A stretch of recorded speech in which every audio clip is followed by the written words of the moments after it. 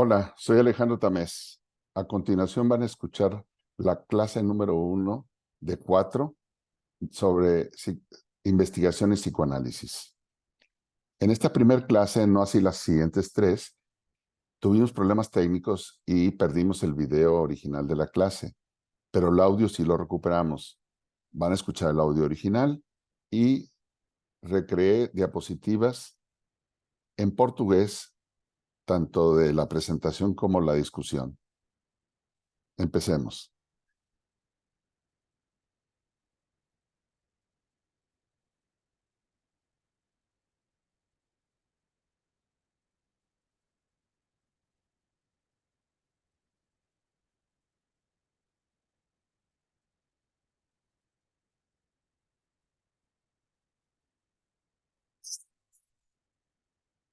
Si gustas, puedes empezar, Rogelio, con la presentación y para arrancar.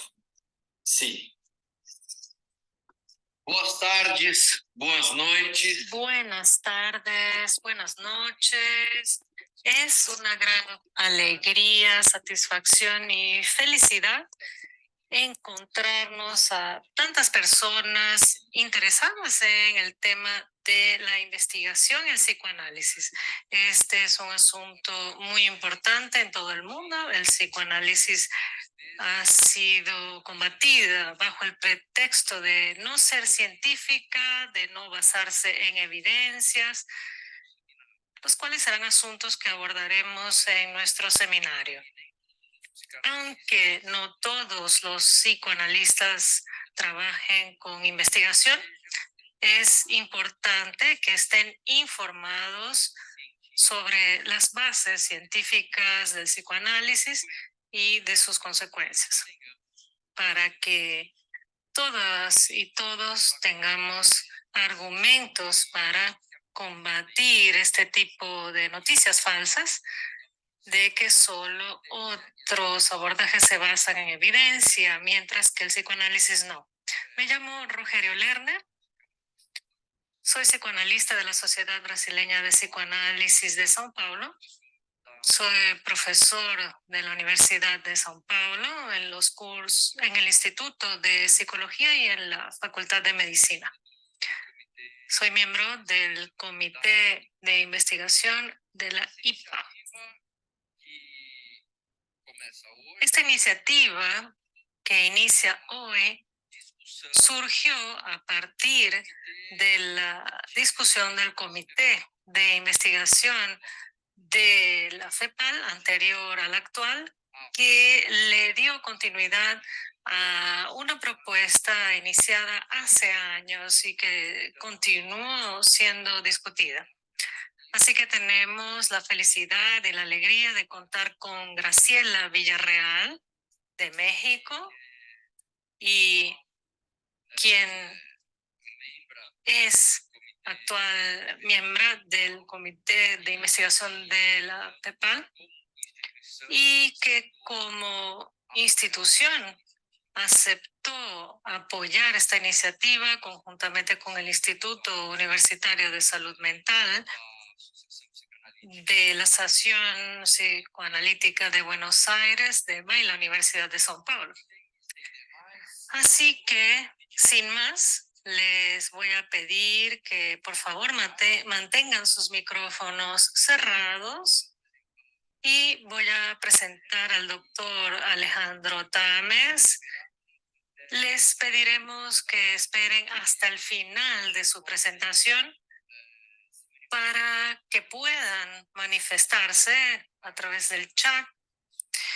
Graciela va a hacerle seguimiento a los comentarios en el chat, pero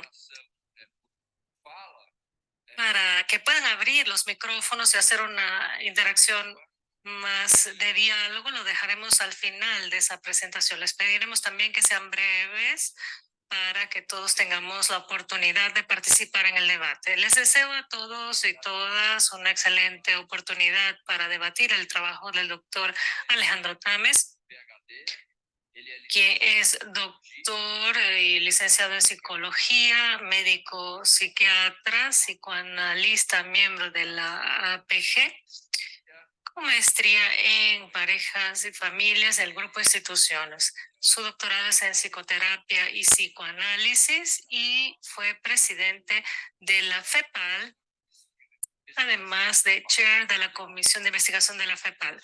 Es el actual presidente de la Sociedad Analítica de Grupo de Monterrey y el tema de su clase hoy es investigación psicoanalítica de caso único.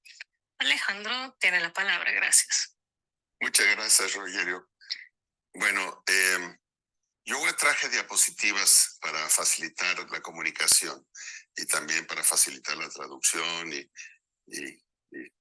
ahí me dice la intérprete si hablo demasiado rápido, por favor. La gente durante mi presentación puede escribir en el chat lo que pedía Rogerio, que hasta el final nos esperemos a que ya pueda haber más diálogo. Ok, compartir pantalla. Oh, ¿dónde está acá? Ok, muy bien. Bueno, esta diapositiva era la introducción, ya lo comentó Rogerio, sobre quiénes somos. La primera clase es la que está a cargo, estudio de caso.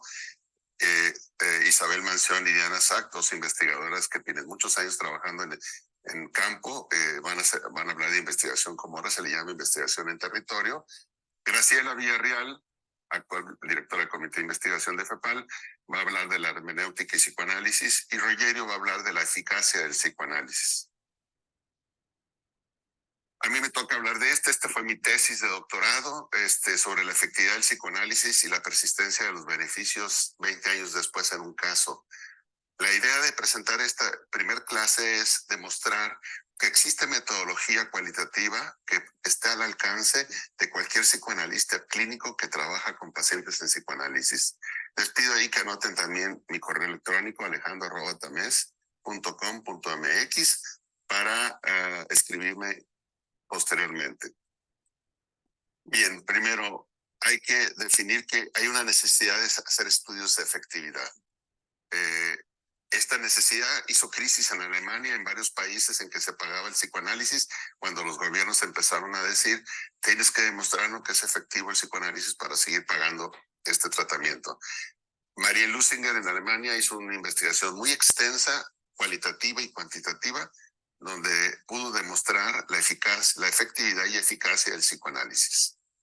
En nuestra metodología tomamos la parte cualitativa de Lusinger, no la cuantitativa, para el estudio de un caso y la agrandamos. Esto lo dialogamos con María Lusinger inicialmente y motivó mucho para continuar con este trabajo. Hagamos la diferencia entre eficacia y efectividad. La eficacia tiene que ver con estudios clínicos controlados de metodología más cuantitativa. Les va a hablar Rogerio al final de este seminario sobre esto y yo voy a hablar de efectividad, que es estudio cualitativo de caso único. La influencia del Open Door fue importante. Ya hay otra versión nueva, pero pues no la tengo aquí actualizada. Pero la crítica típica del psicoanálisis es que los procedimientos son pocos claros, hay mucho abandono de tratamiento, no hay una homogeneidad de los pacientes, hay falta de evaluación independiente, solamente es la palabra del analista, y una falta de estandarización de medidas de resultados. Esto vamos a tratar de darle respuesta con este seminario. Y lo que sí dice el Open Door es para qué hay un acuerdo general entre los psicoanalistas, que el psicoanálisis es benéfico para pacientes neuróticos y trastornos del carácter, que psicoanálisis completos tienen mayor beneficio y entre más largos hay mayor beneficio. Está demostrado que posteriormente a haber estado sometido a psicoanálisis hay mejoría laboral, aumenta la capacidad de resiliencia en función del aparato analítico que se crea durante el análisis, y lo que concuerda casi todos los estudios de investigación es que el principal elemento que predice la efectividad y eficacia del psicoanálisis es la creación de la alianza terapéutica. Algo curioso, pareciera ser que los estudios no demuestran una gran diferencia entre que si el paciente estuvo en análisis con un candidato o un psicoanalista de mayor experiencia. Para la investigación que estoy comentando, tomamos de base estándares de oro de Echegoyen, de su libro de técnica psicoanalítica, indicaciones, contraindicaciones, alianza terapéutica, transferencia, contratransferencia, proceso analítico, contrato y encuadre. Estos parámetros los estudiamos en el caso único que vamos a plantear hoy. El diseño que se hizo fue para estudiar un caso único. Se intenta hacer validez. Recordemos aquí a Cagel en 2011 en el Congreso de Psicoanálisis de la Ciudad de México, en que planteó que el futuro del psicoanálisis dependía mucho de la validación.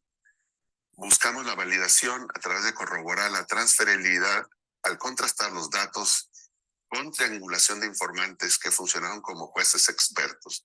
¿Qué significa esto? Usamos la triangulación de perspectiva. Es decir, no es solamente la palabra del analista, sino de la investigación, del investigador y aún más también de jueces externos. Tomamos de parámetro que el paciente ya esté dado de alta cuando mínimo 1 año después de haber terminado, que cuando menos durara 4 años el análisis y 4 sesiones por semana. Se entrevistó al analista y no solamente al analista, al paciente también. Y después esto se audiograbó y se presentó en su totalidad a jueces heterogéneos. Esto es importante. Los jueces, la mitad eran analistas y la mitad no eran analistas. Todos expertos en metodología cualitativa. Los que no eran analistas teníamos un doctorado en literatura, un doctorado en psicoterapia cognitivo-conductual, 2 doctorados en psicología social. Y como ven, pues eso le da más credibilidad de que no es un club de puros psicoanalistas, ¿no? En el caso se estudió cómo inició el caso, la fase intermedia, la fase final y posterior al análisis, 20 años después. Esta es una investigación clínica basada en el estudio de caso único, retrospectivo, descriptivo por entrevistas semiestructuradas. Es decir, teníamos un cartabón inicial, pero con mucha libertad para agrandar estas entrevistas. Es un estudio en profundidad a partir de la narración, significado, resignificación. Aquí mucha gente nos ha criticado que por qué no usamos el Atlas A1 y la verdad es que esa técnica es para estudiar conceptos. Acá nuestra unidad básica era frases, oraciones y a veces hasta párrafos. De esto les va a hablar también sobre hermenéutica Graciela Villarreal, ¿verdad? Escenario, consultorio del investigador y un salón privado donde nos reuníamos con todos los jueces. El paciente era un paciente que estuvo en psicoanálisis 6 años, 4 sesiones por semana, fue dado de alta hace 20 años, firmó una carta con consentimiento informado. Cuando yo la revisé, tenía 52 años y tenía nivel de licenciatura. El analista, que no era yo, o sea, era otro colega que también era doctorante, él evaluó un paciente mío y el otro compañero yo evalué un paciente de él.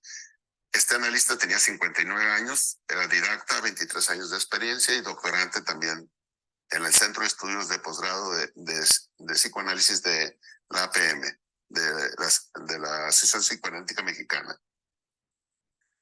Cuando íbamos a empezar a ver a los pacientes, primero nos dijimos, ¿qué vamos a hacer? Vamos a investigar la efectividad del psicoanálisis y nuestra guía fueron estas 5 preguntas. Estas 5 preguntas fueron generales para todos los que participamos en este tipo de investigación. ¿El psicoanálisis tiene efectividad en este caso? Si es así, ¿qué aspectos técnicos influyeron para que fuera efectivo? ¿Cuáles componentes obstaculizaron la efectividad? ¿Esta metodología demuestra ser efectiva? Y 20 años después podemos hablar de que hay persistencia en cambios de opinión del paciente analista y de los jueces también. ¿Es efectivo el tratamiento psicoanalítico?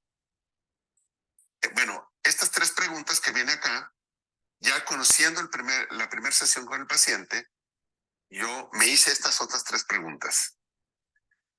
Como trataba muchos conflictos de pareja en este paciente y lo motivó mucho a ir a tratamiento, me pregunté, ¿es efectivo también en casos de conflictos de parejas? Porque es frecuente que se diga que cuando hay conflictos de pareja no está indicado psicoanálisis, sino solamente psicoterapia de pareja. Válgame que yo soy terapeuta de pareja, pero también hay pacientes que son beneficiados en psicoanálisis con conflictiva de pareja. ¿Es efectivo el tratamiento psicoanalítico para impedir repetir conflictos transgeneracionales? Más adelante voy a definir qué es esto.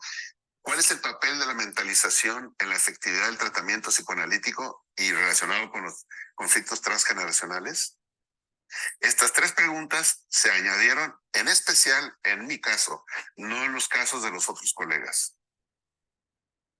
El procedimiento. Los jueces, nos reunimos con los jueces con el audio grabado, escuchaban el audio grabado y al mismo tiempo leían el transcrito, todo el audio, para poder hacer anotaciones, hacer aclaraciones que después ellos cuestionaran. Se generaron preguntas específicas de investigación, que son las tres que mencioné, y se repite el procedimiento en grupo Delphi. ¿Qué significa grupo Delphi? Que tratábamos de discutir hasta llegar a un consenso de todos los jueces y el investigador. Hasta llegar a un punto de saturación, ¿qué significa eso?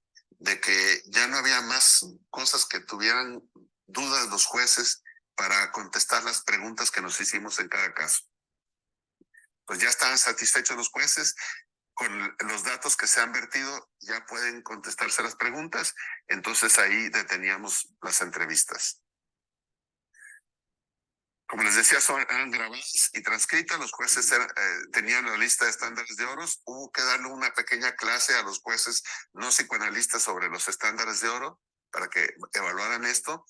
Y se escuchaba la entrevista 45 minutos y después discutían 45 minutos después de escucharla.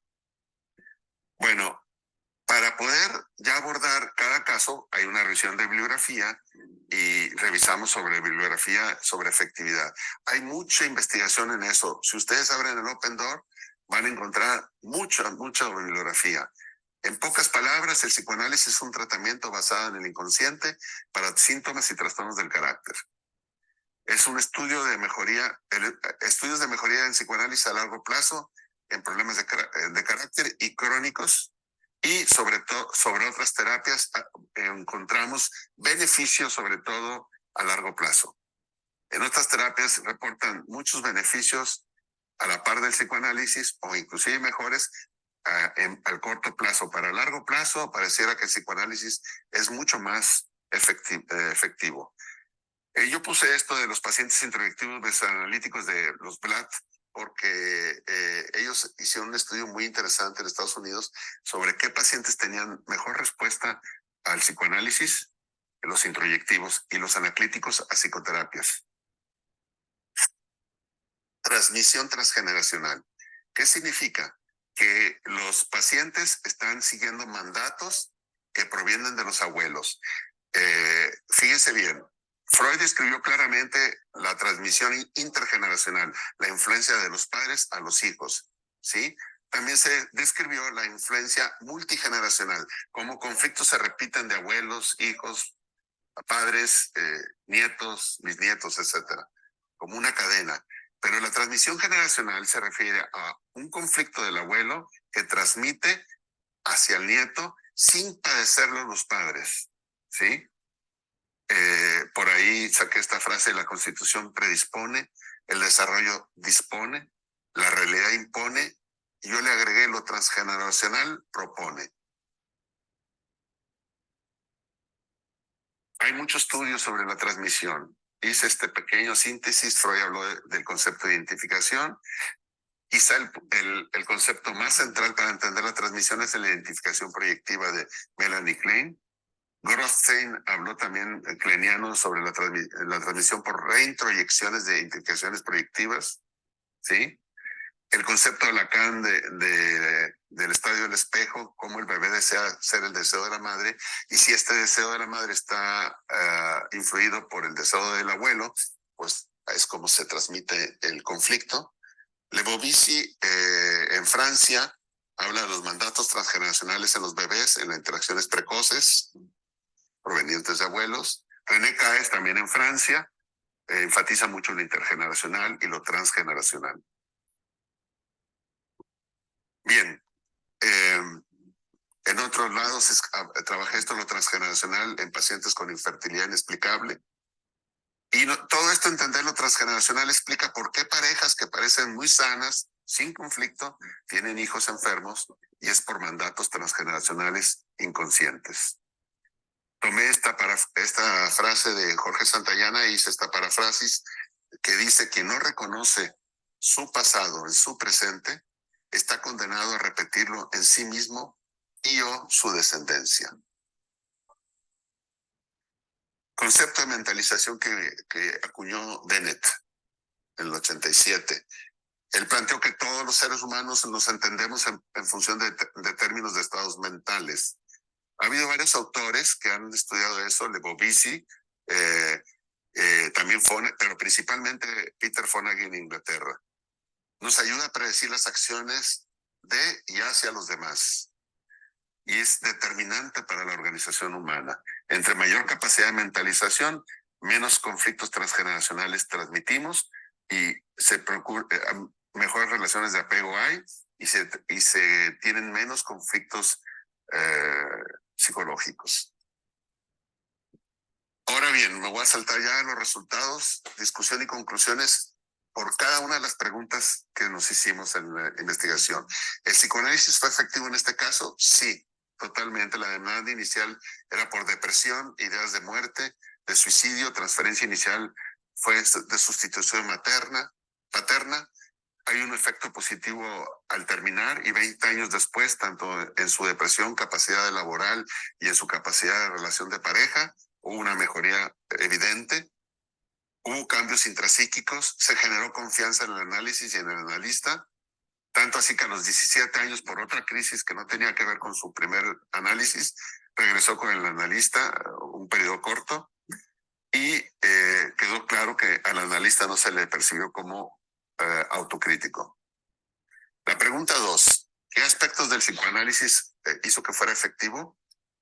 La alianza terapéutica, encontramos lo mismo que todo el mundo ha encontrado.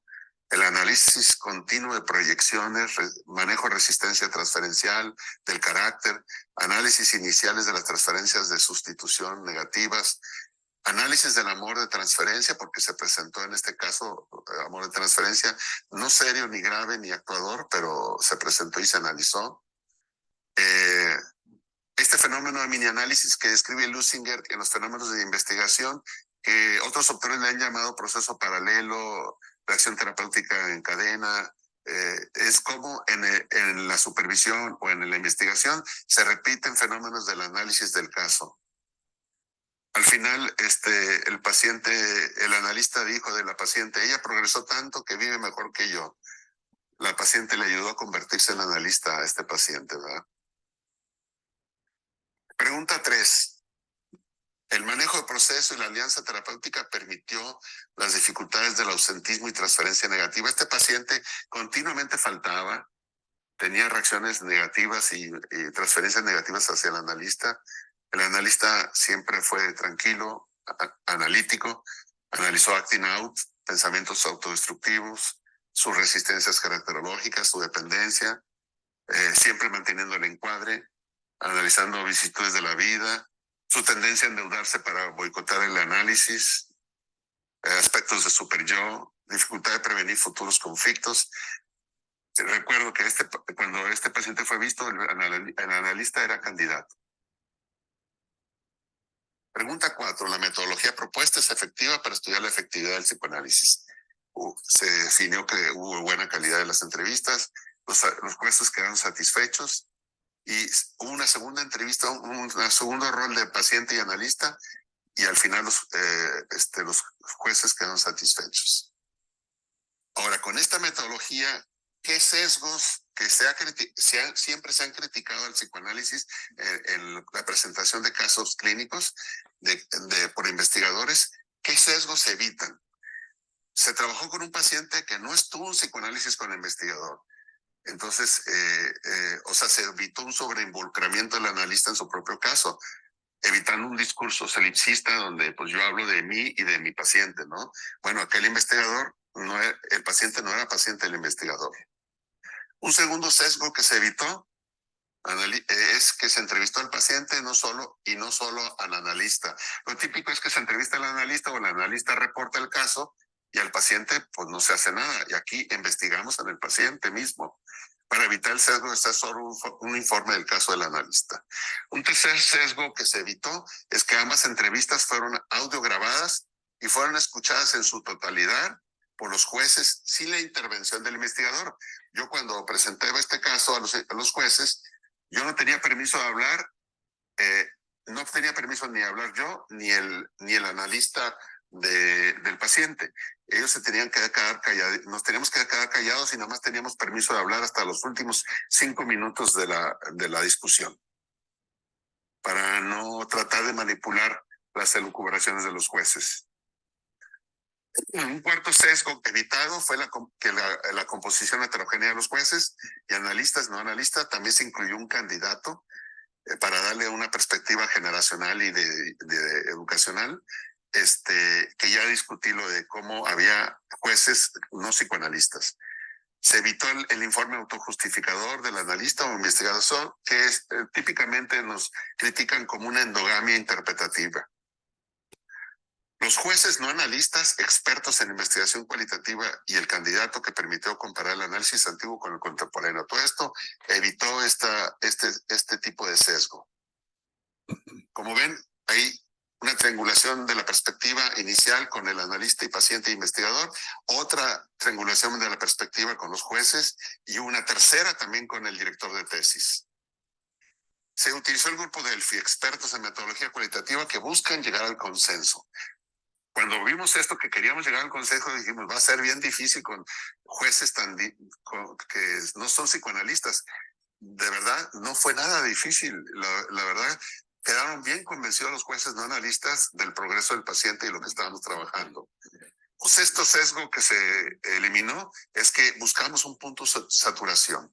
Es decir, que ya hay una repetición de los datos, no se producen datos nuevos y los jueces dictaminaron ya no hay nada que les podemos recomendar que busquen. Y quedamos satisfechos para contestar las preguntas que están elaboradas. Hubo un alto nivel de congruencia entre analista y paciente, excepto por el número de años de análisis. Casi todos los pacientes decían que este paciente estuvo 6 años en análisis y el paciente dice que había estado 10 años. Perdón. Un séptimo sesgo es que el asesor principal, que fue el director de tesis, se convirtió en otro punto de saturación y de vigilancia metodológica. O sea, yo digo que fue un tercer triangulación de la perspectiva. Pregunta 5. ¿El psicoanálisis fue efectivo 20 años después? Definitivamente el paciente estaba muy satisfecho. La evaluación que hicimos del analista y el paciente era bastante clara. Se hizo una reconstrucción del sujeto. Hubo un nuevo conflicto de pareja que no tenía que ver ya con lo anterior. Bueno, sí tenía que ver inconscientemente, pero era algo nuevo y de bastante menor conflictiva. Había gratitud del paciente hacia el analista, gozaba de la vida, del sexo, reproductiva, y había un proceso autoanalítico bien claro en el posanálisis del paciente. Número 6, ya son las preguntas mías. ¿El psicoanálisis fue efectivo para disminuir los conflictos de pareja? Definitivamente el paciente mejoró. Le permitió separarse del primer matrimonio, hacer un mejor matrimonio y manejar los conflictos actuales por deslealtad con el marido, el segundo marido. Yo como soy especialista en pareja también, para mí era bien significativo que me narraba la paciente cómo con el segundo marido podían burlarse un poquito y reírse los dos de los conflictos que tenían ambos y sus dificultades de pareja. Para nosotros parejólogos es muy importante que uno se pueda reír de sus mismos conflictos. 7. ¿Fue efectivo para disminuir los mandatos transgeneracionales? Definitivamente. El análisis continuado lo permitió. Entendió las demandas parentales a través de los mandatos transgeneracionales y su relación con sus elecciones de pareja, dominante, dominado, su ideología política. La paciente era muy activa políticamente cuando empezó el análisis. Desapareció el mandato suicida, se eliminó. Ella tenía un mandato suicida de que cuando tuviera 50 años que su hijo ya fuera independiente, ella se iba a suicidar. Analizó la influencia de su hijo, su participación, mejoró su relación con otras mujeres, analizó el rechazo de los hombres y los analistas. Y por último, la pregunta 8. ¿El psicoanálisis fue efectivo para mejorar la mentalización de los mandatos transgeneracionales? Esto permitió mejorar su percepción y empatía de los otros. Es decir, el continuo análisis de los mandatos transgeneracionales crea, a mi juicio, que aumente la capacidad de mentalización del paciente. Al pasar eso, mejora su percepción y empatía con los demás, la protegió de conflictos nuevos de pareja con su segundo matrimonio, le dio mejor autocontrol para manejar los conflictos de manera diferente. El paciente, su capacidad de mentalización, si le pusiéramos una de estas pruebas de Peter Fonagy para evaluar la mentalización, hubiese salido bastante alta. Bueno, hasta aquí es la presentación.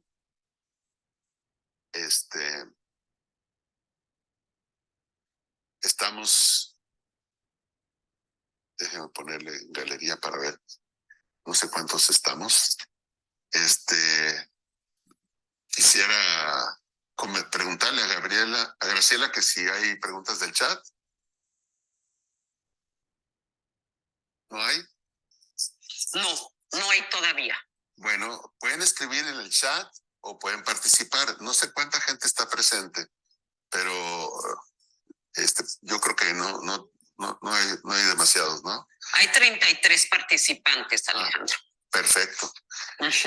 Pues yo creo que nos puede ayudar Rogério con el manejo de las preguntas, como tú le indiques, Rogério.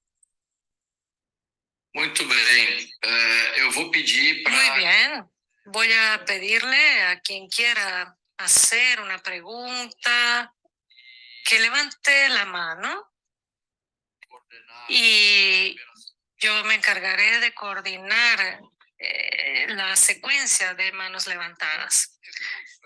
Hay un recurso aquí en la barra inferior llamado reacciones. Pueden verlo en la parte inferior del menú. En reacciones podemos hacer clic en un botón que se llama levantar la mano. Y con eso podemos ver quién levantó la mano. Graciela levantó la mano. Así es. Gracias, Rogério. Sí, en lo que los demás hablan, porque evidentemente son los importantes ustedes, pero yo te quería pedir, Alejandro, porque me parece que es algo muy importante y no sé si todo el mundo lo tiene claro, pero si nos hablas un poco del mini análisis de Lusinger, ¿en qué consiste esto? Bien. Nomás voy a repetir lo que dijo Rogério porque veo que Teresita quiere levantar la mano, pero hay que hacerlo acá nos dice reacciones abajo. Agora, en el chat. Temos a Teresita. Ahora levantó la mano, tenemos Okay, a Teresita en fila y tenemos una pregunta de Tayane en el chat. Si quieren, voy contestando, Graciela. Levanten la mano, participen. Queremos hacer un diálogo abierto, ¿sí? Lo del mini análisis es un fenómeno que ocurre cuando un tercero está percibiendo la relación de un analista con un paciente. Lo más frecuente es verlo esto en la supervisión, de cómo la relación del supervisado con el supervisor repite parcialmente la conflictiva del analista con su paciente. A este fenómeno aquí en Monterrey se le llamó reacción transferencial en cadena, en otros lugares le llaman proceso paralelo. Lusinger, ya diciendo en el terreno de la investigación, le llamaba mini análisis. Entonces es repetir el fenómeno transfero contratransferencial entre paciente y analista con el tercero, supervisor, investigador, ¿sí? Entonces, digamos, si esto lo describió muy bonito Sandler en su libro sobre supervisión, que estaba supervisando un candidato que llegaba tarde a la supervisión y el candidato presentaba que tenía dificultades con su paciente, que le llegaba tarde a sus sesiones. Y como el candidato repetía él, llegando tarde con el supervisor, ¿verdad? Digo, así empieza el libro, inclusive, de supervisión de Sandler. Se lo recomiendo mucho. No le llamó de alguna forma, pero como les digo, autores le llaman reacción transferencial en cadena o proceso paralelo o mini análisis. Teresita Montiel. Teresita Montiel, por favor, puede abrir su micrófono. Si podrían, por favor, presentarse y de dónde son. Sí, mi nombre es Teresita de Jesús Montiel Ramos. Soy candidato de la Asociación Psicoanalítica de Guadalajara y soy investigadora en la Universidad de Guadalajara también, pero de corte cuantitativo, más de corte experimental. Por eso me interesó muchísimo este seminario. Y de lo poquito que sé de la metodología cualitativa, Alejandro, yo quería preguntarte si lo que tú hiciste es lo que se conoce como entrevistas a profundidad. Y si es así, es que no me quedó claro ni cuánto duraban las sesiones de las entrevistas, ni cuántas hiciste antes de llevarlas a los jueces para que lo escucharan y lo discutieran. Y me quedo pensando, no sé, no quiero pensar, no es que piense mal, pero yo estoy pensando en todo lo que me podrían decir a mí mis colegas con ese tipo de estudios. Hay un dicho que dice que el tiempo pasado siempre fue mejor. Hay una especie de estrategia cognitiva que nos hace añorar el pasado. Entonces, ¿cómo es que tú, cómo controlaste tú eso? O sea, que no hubiera como un recuerdo idealizado del tratamiento, de la relación terapéutica, no sé, esta parte. Son esas dos nada más. Gracias. Bueno, efectivamente no puse muchas cosas porque yo estaba presionado con el tiempo de que no tardarme demasiado y bueno, me parece que me sobró tiempo, afortunadamente. Y teníamos las 5 preguntas iniciales antes de ver al paciente o al analista. Decidíamos tener la primera entrevista con el paciente e inmediatamente la presentábamos a los jueces. Y los jueces nos decían si ya se había cumplido las necesidades que tenía para contestar las preguntas, las 5 preguntas y las 3 que yo ya llevaba en mi carpeta a los jueces. Casi siempre faltaban cosas, casi siempre los jueces me criticaban, oye, quítale las muletillas, no hay que preguntar en forma positiva, detalles técnicos del estilo de entrevista. ¿Verdad? No puedes preguntarle a un paciente en investigación, entonces tú estabas así o en forma positiva, pues la tendencia es contestar que sí. No creo que podíamos ponerlo como entrevista a profundidad. Eran entrevistas semiestructuradas y muy dirigidas a la efectividad del psicoanálisis. No buscábamos recolectar demasiados datos, sino comprobar cómo había funcionado el psicoanálisis en este paciente. ¿Sí? Entonces, teníamos una entrevista con el paciente, jueces. Una entrevista con el analista, jueces. Y en todos los casos hubo necesidad de una segunda entrevista. Ya llevábamos indicaciones de los jueces de lo que teníamos, que nos había faltado en la primera entrevista. Y podía haber una tercera o cuarta si los jueces decían no estamos satisfechos, ¿verdad? Afortunadamente, pues ya llevábamos las indicaciones de los jueces de lo que faltaba. Hicimos una segunda entrevista con el paciente, jueces, con el analista, jueces, y en todos los casos no hubo necesidad más de 2 entrevistas. Y ya quedan satisfechos. La influencia de la historia, de la idealización y todo, créeme que ese aspecto está presente en la investigación cualitativa y en la cuantitativa también. La influencia humana. No es cierto que con la investigación cuantitativa se logra desembarazar totalmente de cualquier influencia subjetiva. ¿Qué es subjetivo y qué es objetivo? Para mí lo subjetivo es que nada más hay una relación de uno. Entre más perspectiva hay más posibilidades de objetividad. Y aquí hicimos 3 relaciones de triangulación de perspectiva. Íbamos aumentando la capacidad objetiva, sin dejar ser una investigación cualitativa, no cuantitativa, porque no juntamos 30 casos para hacer una evaluación estadística. Hicimos una evaluación individual donde el centro no son los datos que se repiten, sino la narración, significado, resignificación, es decir, el texto de la narración, ¿sí?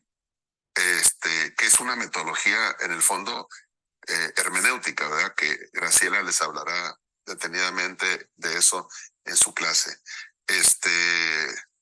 Espero haber podido responder. Isabel, o bueno, perdón, Rogeiro. Bueno, podemos pasar para Isabel, mas depois Podemos pasar a Isabel, pero después de Isabel, Graciela pudiera leer la pregunta que está en el chat que Tayani envió, ¿sí? Aparte de la pregunta, mayor gusto a todos. Soy Isabel. En la próxima clase vamos a hablar de investigaciones comunitarias. Pero quería decirles primero de todo que nunca hay preguntas tontas. Por lo tanto, pregunten lo que quieran preguntar. Las respuestas nuestras pueden ser las tontas, pero las preguntas siempre son inteligentes y con una intencionalidad que le permite al que está hablando encauzar lo que va a decir como información. Yo, Alejandro, te quería preguntar, ¿se hace para el estudio de caso un diseño previamente? Yo sé que mencionaste que esto es parte de tu tesis. Si se hace el diseño, si desde el trabajo realizado luego, que te iba a preguntar cuánto tiempo puede llevar, se responde a los objetivos, o cómo es que se trabaja para armar el informe final. Bueno, como mencioné, esta no fue una idea de nosotros. La mayor parte lo tomamos de la investigación de Marie Lusinger en Alemania. Nada más que como ella sí lo hizo después cuantitativo, hizo muchas limitaciones. Veía al paciente una vez, al analista una vez, hacían una síntesis de 10 minutos cada uno, lo presentaban a los jueces, porque juntaron más de 200 casos. Entonces, para ellos era importante también la parte cuantitativa y demostrarle al gobierno que el psicoanálisis valía la pena seguirse pagando. A nosotros no nos preocupaba eso, porque en México y en la mayoría de los países latinoamericanos los gobiernos no pagan el psicoanálisis. Lo que me interesaba era el estudio de caso único. Entonces, ¿cuánto tiempo nos llevó? Bueno, desde que empezamos a ver la primera sesión del paciente hasta que ya el juez me dio permiso de que ya terminó, pasaron muchos meses, porque no era yo el único que estaba participando, éramos 4. Entonces no era nada más con mi paciente, sino con el paciente del otro, y luego la entrevista del analista del otro. Entonces sí tardamos varios meses. Nos juntábamos todos los sábados para hacer este trabajo y nos tardamos como 4 meses, algo así, ¿no? Y ya que los jueces nos dieron luz verde, todavía faltaba la luz verde del director de la tesis. Sí, ya estaba satisfecho con la información que estaba recibiendo, para decir, bueno, ya sí se evaluó lo que se buscó evaluar, ¿sí? Entonces, pero estos 4 meses hubo previo mucha investigación de los trabajos de investigación, nos revisamos todos los estudios de efectividad del Open Door, por supuesto el trabajo de Lusinger, de Kakele, de mucha gente que teníamos que revisar para empezar a hacer esta investigación, ¿verdad? Entonces, pues sí, más o menos nos tardamos como 2 años y 4 años de seminarios de doctorado antes.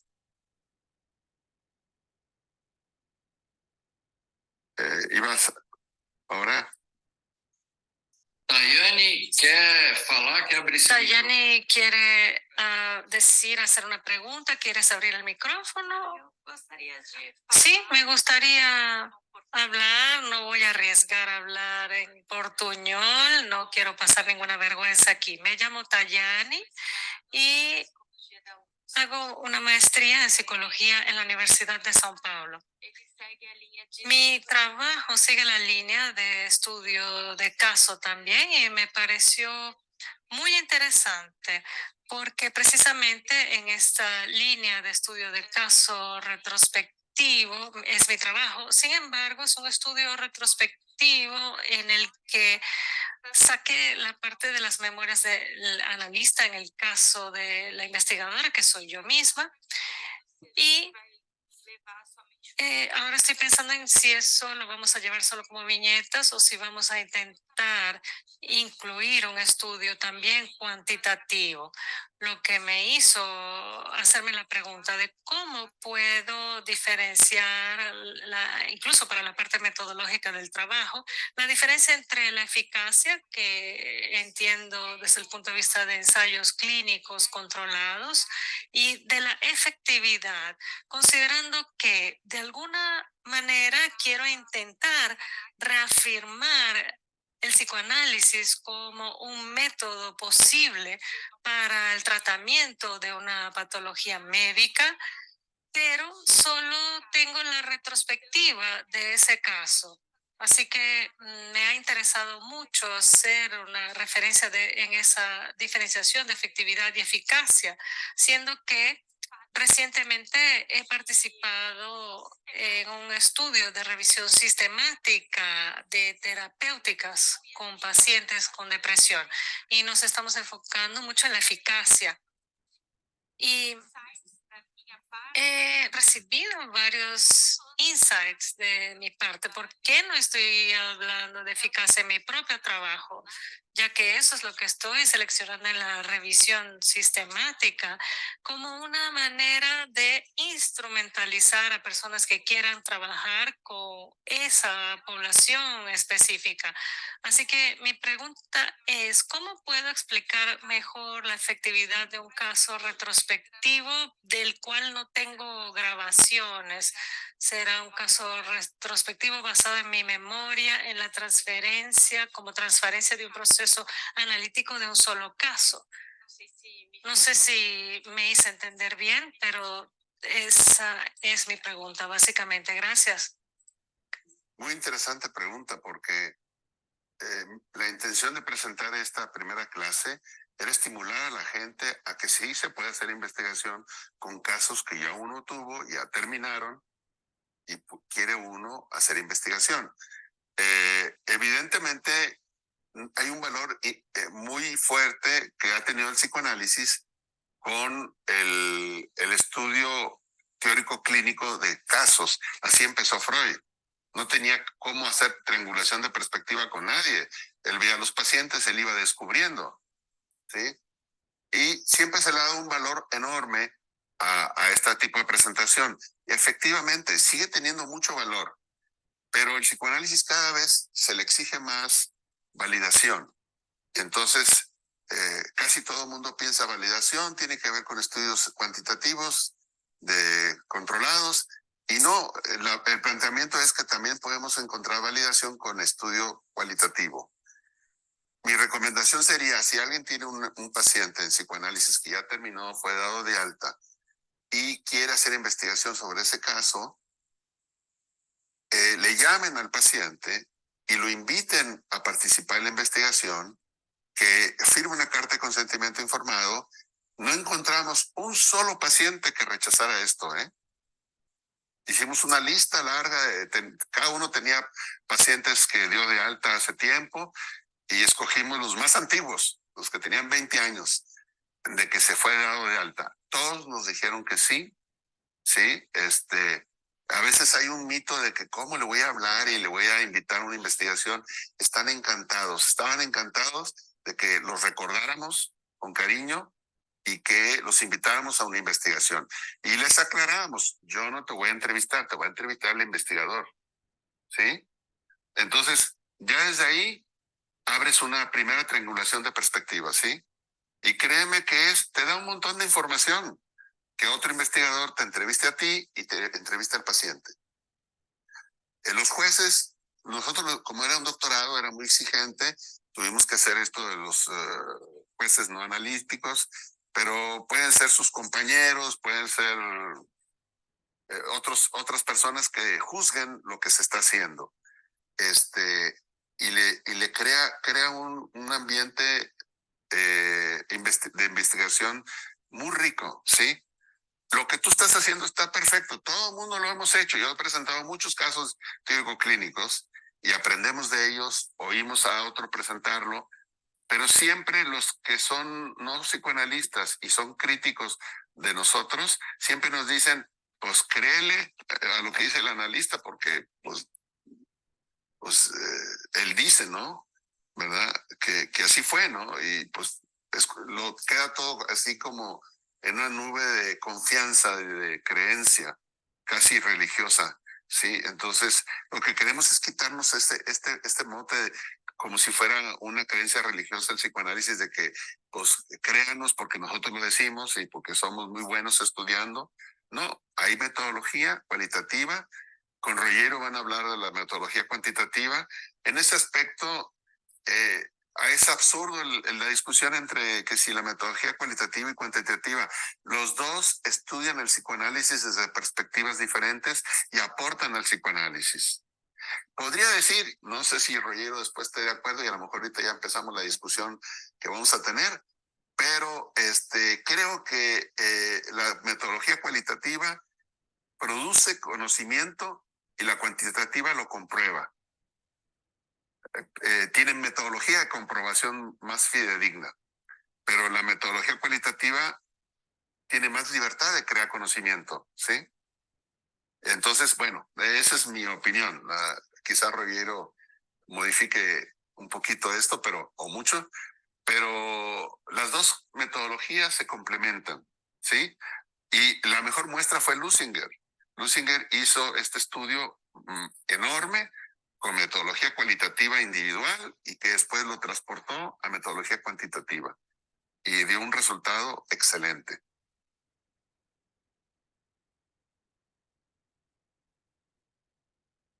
Muito bem. Muy bien. Me gustaría hacer un comentario, principalmente considerando que Tayane hace investigación en Brasil. Ustedes saben que las reglas para llevar a cabo estudios de investigación en seres humanos siguen leyes que cambian de país a país. En Brasil tenemos una ley cuyo nombre es una ordenanza del Consejo Nacional de Ética en Investigación con Seres Humanos, ordenanza número 510 de 2016, que establece lo siguiente. Si una persona hace o ejerce una actividad clínica cuyo fin principal es atender y que no tiene por objetivo generar datos para investigación en el momento en el que ocurre, en caso de que quiera usar ese material para producir conocimiento, no necesita un término de consentimiento libre ni tampoco someter su proyecto al Consejo Nacional de Ética en estudios o investigación con seres humanos. Esa es la ordenanza 510 de 2016 del CONEP, Consejo Nacional de Ética en Investigación con Seres Humanos. Así que son aspectos que varían. La ética no es un campo rígido, inmutable, escrito en piedra. Así que tendría que ver los detalles del trabajo de Tayane. No sé si ya ha considerado cómo generar su proceso o su conocimiento, pero por lo que entiendo es un trabajo en retrospectiva que a la vez tiene sus desafíos porque eventualmente los temas que se quieren investigar a posteriori no fueron enunciadas anteriormente, lo cual puede ser un gran reto en la investigación cualitativa. Eu queria fazer comentário. Me gustaría hacer un comentario, pero no sé si comento la prórroga de Alejandro porque pudiera tomar mucho tiempo de este debate. Quizás lo deje en un segundo momento en caso de que dé tiempo, pero ciertamente el tema de Alejandro sí la traeré a mi clase. Bueno, en este momento me gustaría hacerle una pregunta a Alejandro y es la siguiente. Você está descrevendo uma técnica. ¿Estás describiendo una técnica o una forma de generar conocimiento en el psicoanálisis bastante ardua que tomó mucho tiempo y la dedicación de todo un equipo en el proceso de familiarización? Me gustaría saber qué otros estudios se han realizado, siendo que ese equipo se capacitó para apropiarse de esa forma de producir conocimiento. Bien, gracias. Bueno, primero me estimuló lo que hablaste de bioética. Sí consideramos, seguro que cada país pueda tener situaciones diferentes. Consideramos dos aspectos bioéticos, ¿sí? Uno, que es una recomendación de Freud, no hacer investigación en pacientes en psicoanálisis en curso, ¿sí? Esto es investigación en pacientes que ya terminaron su análisis, por cuestiones de que uno influencia indebidamente el análisis por lo que uno anda buscando, ¿verdad? En la investigación o para corroborar algo. Y dos, lo que plantea los convenios de la Haya, de que si vamos a escribir sobre un paciente, aunque usemos seudónimos, usemos oscurecimos la identidad de los pacientes, como quiera, buscamos una carta de consentimiento informado. Máxime que los entrevistamos a los pacientes 20 años después de que habían terminado su análisis. O sea, sí teníamos una carta, el doctorado nos exigía que teníamos que tener una carta de consentimiento informado, si no, no podíamos hacer la investigación de este estudio de caso en México. A lo mejor en otros países es diferente. Ahora, de la investigación, nosotros empezamos esto poquito después que Lusinger presentó su estudio en el 2002 en el International Journal of Psychoanalysis. Tardamos bastante en estudiar, en investigar. Hubo otro estudio previo de Ramonet en la Ciudad de México. También hizo una presentación sobre esta misma metodología, nada más que ella sí trató de replicar lo que hizo Lusinger. En el 2011 ya teníamos más o menos estructurado lo que queríamos hacer y David López y yo lo presentamos a María Lusinger y pedimos una supervisión de lo que queríamos hacer. A ella le encantó, dijo pues que quisiéramos hacer algo siguiendo sus ideas y nos recomendó que si nada más, nuestra finalidad no era hacer estudios cuantitativos muy grandes, agrandáramos más los requisitos de la metodología cualitativa. Y eso fue lo que hicimos. Le pusimos más requisitos, más cosas, más entrevistas, más jueces. Vaya, hicimos bastante más que Lusinger en cada caso, aunque ella hizo 200 casos, digo, muchos casos, ¿verdad? Para nada comparamos con lo que ella hizo, pero en sí, en el estudio de caso único, agrandamos la metodología de Lusinger. No sé si, esto fue en el 2011, después ya nos pusimos a trabajar y para el 2014 yo me titulé del doctorado ahí en la Asociación Psicoanalítica Mexicana, presentando esta tesis, y en el 2017 se publicó esta tesis en el International Journal of Psychoanalysis. No sé si alguien más ha utilizado esta metodología. En realidad, la metodología cualitativa puede seguir muchas formas, ¿sí? Nosotros nos pareció lo de Lusinger muy valioso Lo de la triangulación de la perspectiva también nos pareció muy valioso. Lo estudió Campo de Strauss, de lo del punto de saturación, lo del grupo Delphi. Empezamos a ver qué aspectos metodológicos cualitativos nos podrían ser útiles para el estudio de caso único. Y el resultado fue este. Obviamente hay otras personas que han trabajado sobre caso único, allá en Uruguay, pues Ricardo, Bernardi ha trabajado sobre esto, formulación de caso. Hay mucha gente en el psicoanálisis que ha trabajado sobre el estudio de caso único, pero con otras formas metodológicas. Con esta, la que conozco es la de Lusinger, la Ramonet y la de nosotros. Eso es lo que podría decir. Isabel, Isabel, antes de leer tu pregunta, como ya participaste, ¿será que podemos dejar que Adriana Pontelli participe, ya que no ha tenido la oportunidad? dale, Adriana. Bueno, buenas tardes. Adelante, Adriana. Pertenezco a la Asociación Psicoanalítica de Córdoba, en Argentina. No tengo experiencia, digamos, con este tipo de investigaciones de caso único. Sí hice una maestría de psicología clínica, pero bueno, no hice una investigación, hice más cuestiones de discurso, ¿no? Bibliográfica.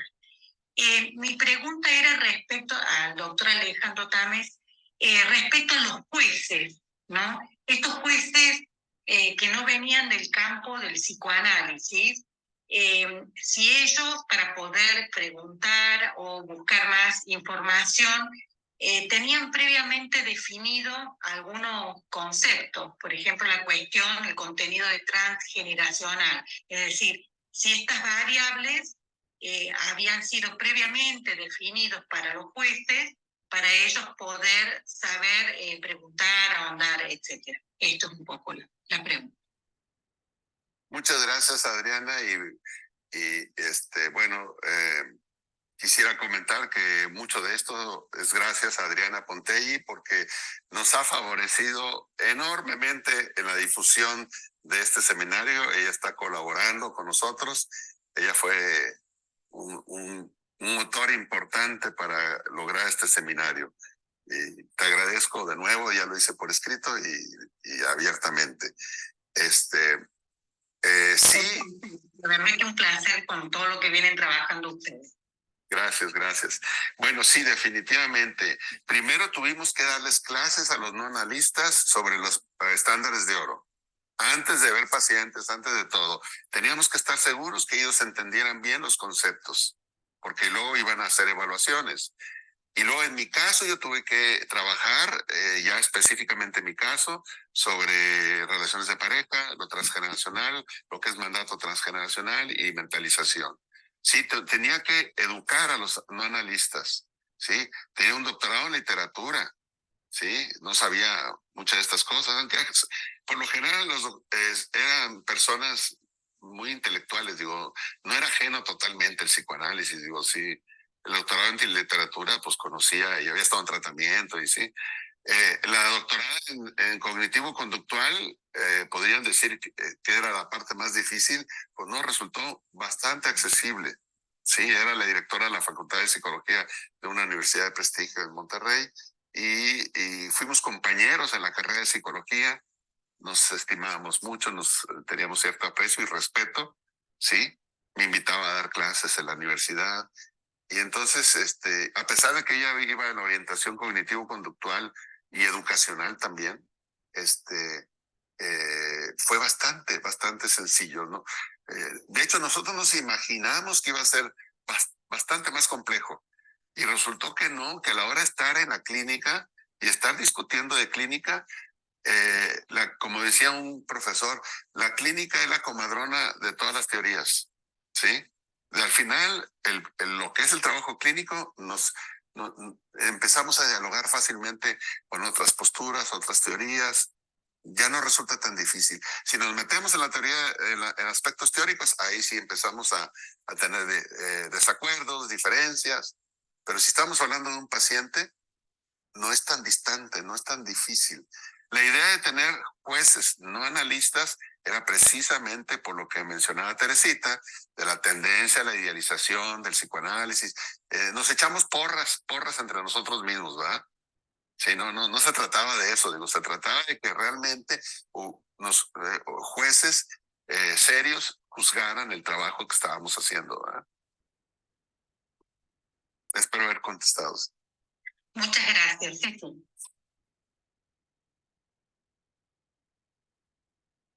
Graciela, você quer ler? Graciela, ¿te gustaría leer la pregunta de Isabel en el chat?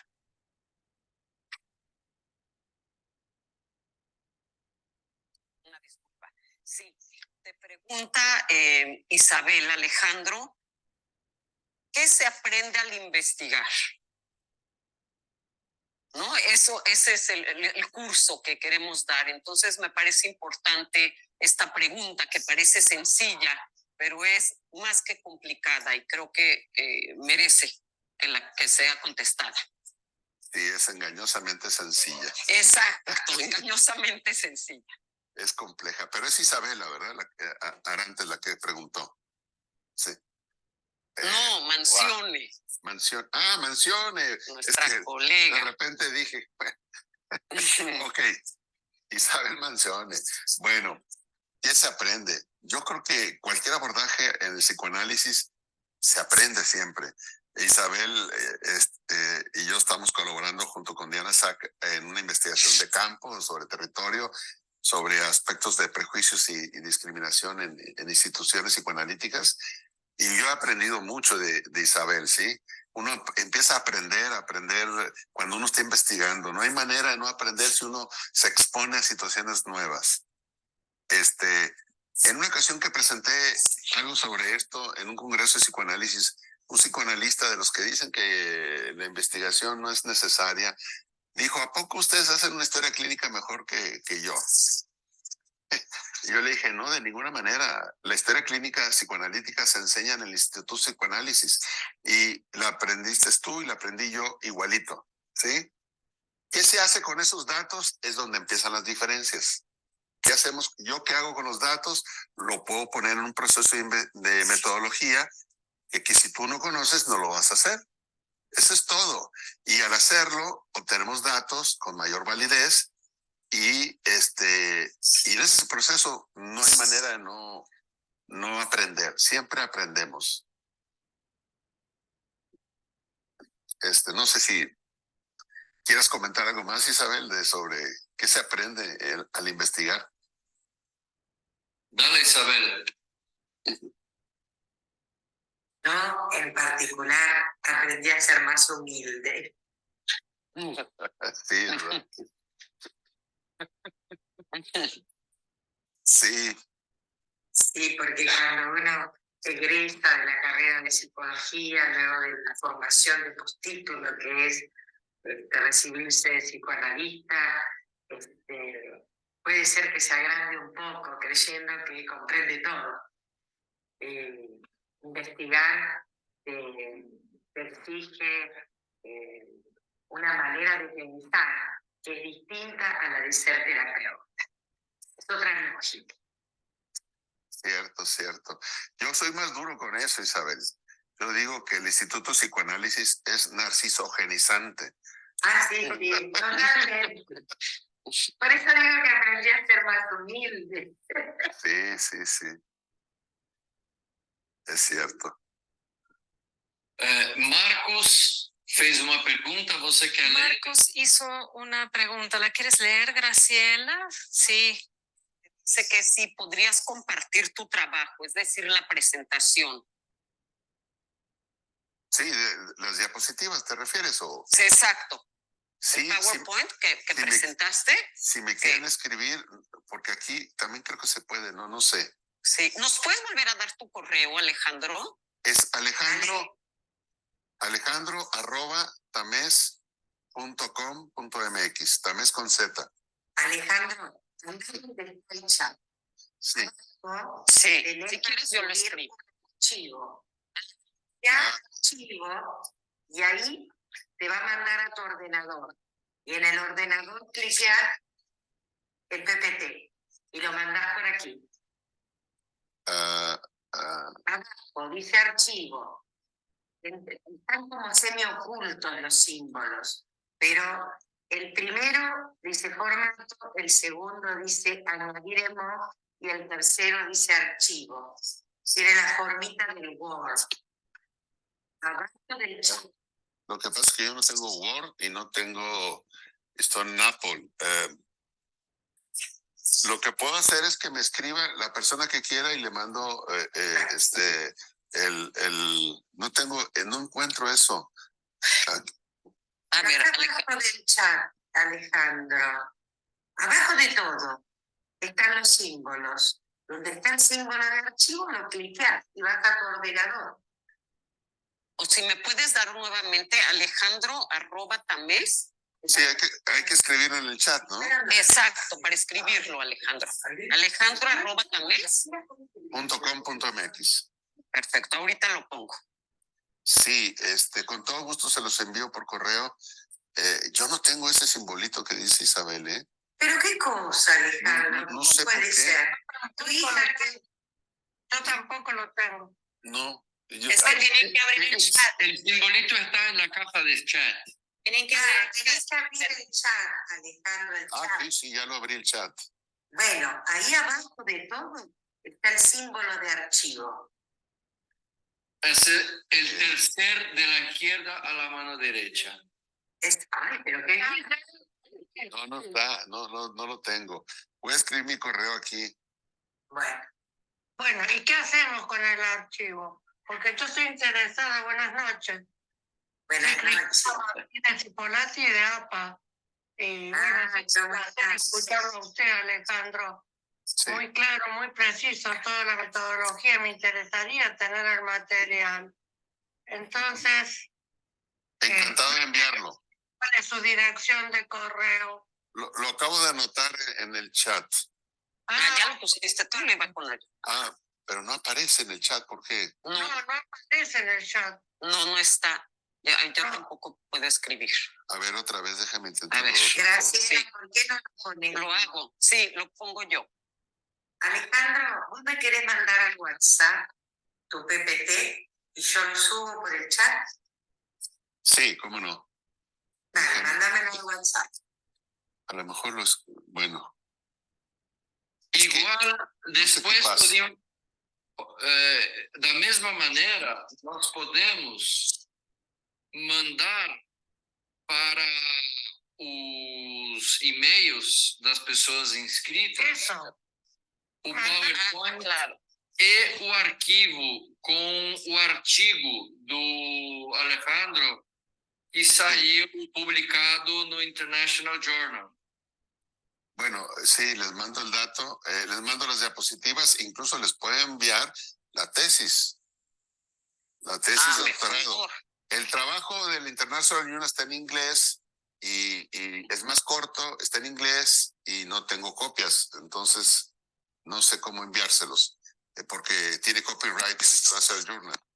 Pero les puedo... también lo que dijo Rogelio es importante, de que le escribamos a ti, a tu correo, solicitando. Me pareció sumamente interesante todo lo que has traído hoy. Es todo un aspecto, ¿no es cierto?, metodológico del psicoanálisis, que es importante tenerlo en cuenta, presente. Perfecto. Muchas gracias. Escríbame, por favor. Ahí está puesto en el chat mi correo. No lo tomé. Yo te voy a escribir, Alejandro, Sí, claro, Cristina.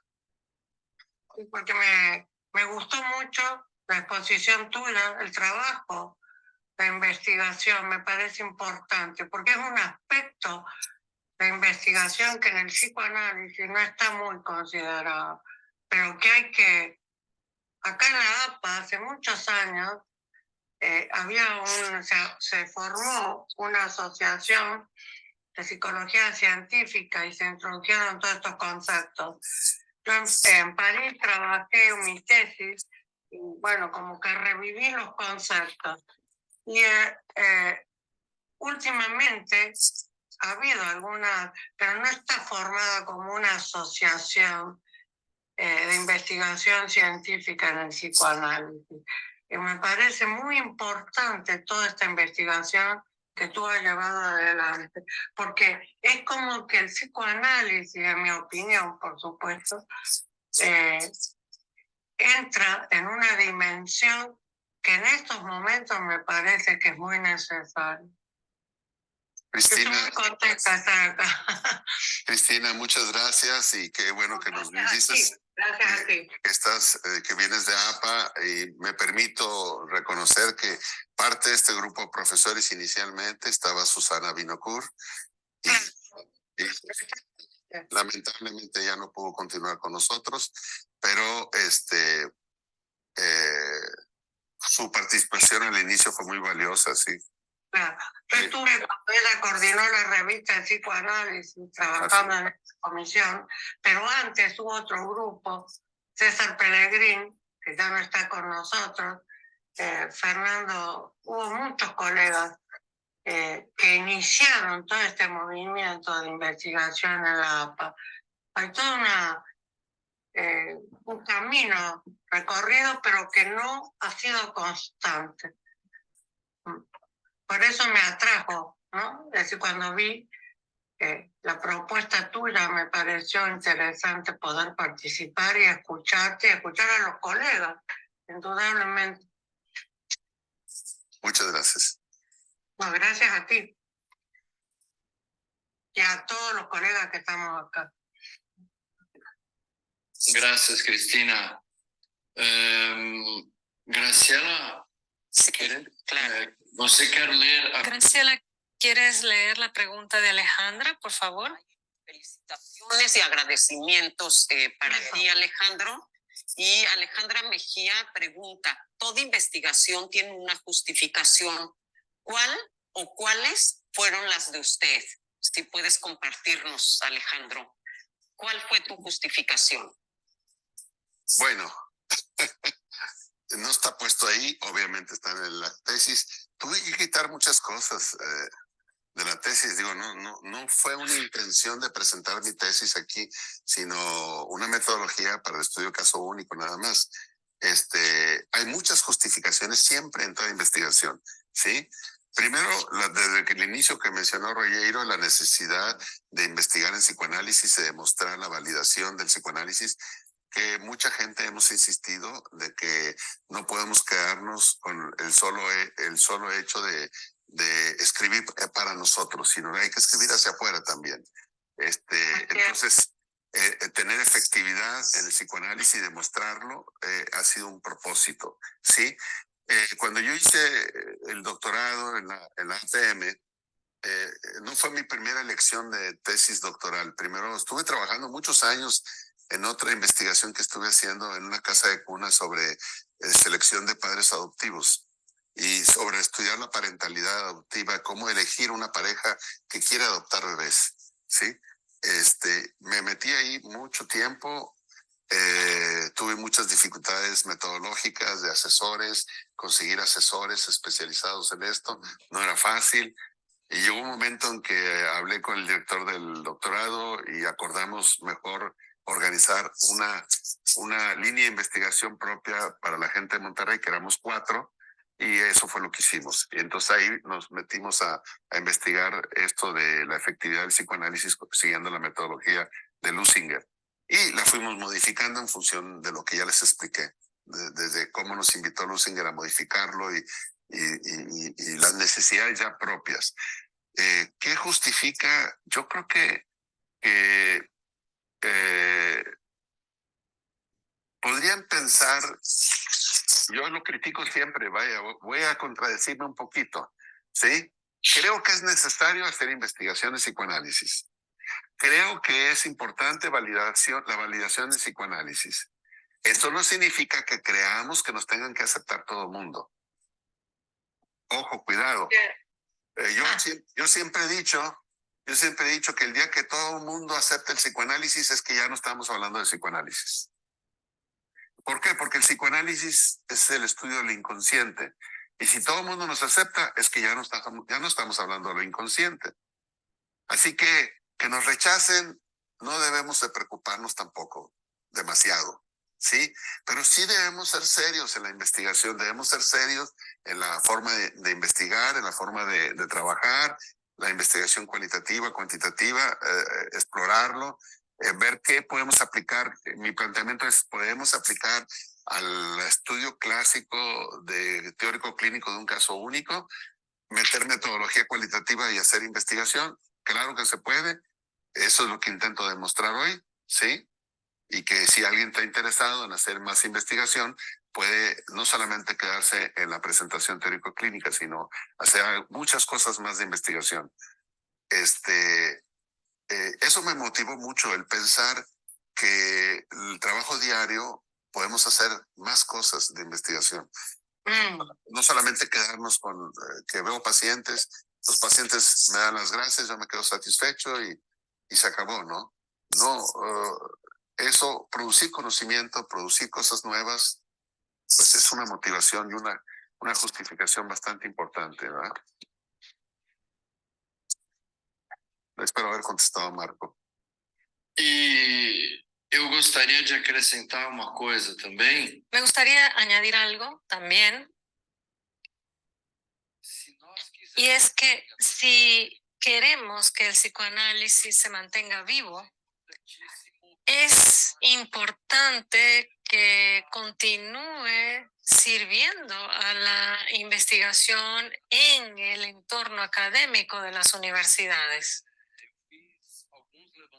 Yo hice algunos estudios en el que demuestro en que en países en donde el psicoanálisis terminó perdiendo terreno en las universidades, las sociedades o los institutos psicoanalíticos empezaron a tener cada vez menos candidatas y candidatos. Y cada vez más el psicoanálisis ha dejado de ser conocido por la población. Así que es fundamental que mantengamos encendida la llama investigativa del psicoanálisis o sobre el psicoanálisis en las universidades, porque es así como muchas personas tienen acceso al conocimiento psicoanalítico. Totalmente de acuerdo, Roger. Definitivamente hemos perdido terreno en las universidades, en los servicios de salud, porque también nos hemos encerrado en nuestros castillos de pureza y no tratamos de tener un diálogo a través de investigación con otras áreas de las académicas. Y sí se puede. No se logra nunca 100%, pero sí se puede y podemos no perder terreno. Definitivamente. Graciela, pode ler a pergunta? Sí, Graciela, ¿puedes leer la pregunta? muy importante. Te pregunta Ariadna que si tuviste algún financiamiento, porque creo que es importante también poder difundir y decir que hay fondos para la investigación, porque creo que también hay una idea errónea de que quien investiga se muere de hambre. Y hay fondos en verdad, ¿no? Bueno, Graciela. ¿Verdad? Es la hambruna total. Y no. De hecho, es muy penoso que hay muchos años en los cuales los fondos se quedan ahí guardados porque nadie los solicita. Entonces, creo que esta pregunta de Ariadna es bien importante, ¿no? Pensando en esto y que también se sepa que puede uno ganar dinero en este trabajo de la investigación. No tiene que estar sin hambre.